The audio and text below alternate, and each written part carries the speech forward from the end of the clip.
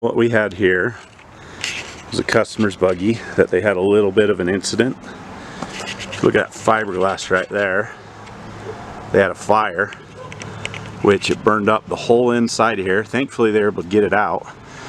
But, you know, between the fire extinguisher and the sand and the dirt they had to throw at it, there's a lot burned. So when I got it, carburetor, tore the carburetor off and the intake off. Make sure no rocks or sand got down the intake. None did.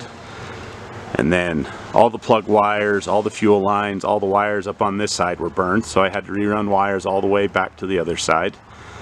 Originally it had, I think it had the electric choke hooked up and also the fuel cutoff solenoid. I personally don't like those features on a Volkswagen, so I just went ahead and cut off the rod on the fuel cutoff solenoid and put that back in there to plug the hole, and then I just adjusted the choke so it's not on at all. I found these Volkswagens with this PIC 34 carb, if you just pump the throttle, give it 2 or 3 good pumps with the accelerator pump when you start up and feather the throttle, as soon as they warm up they idle just fine.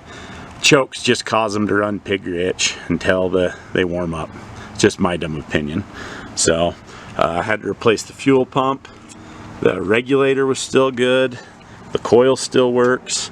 And I went ahead and got rid of those nasty points and put electronic ignition Patronics in there. Let's go ahead and see how it runs.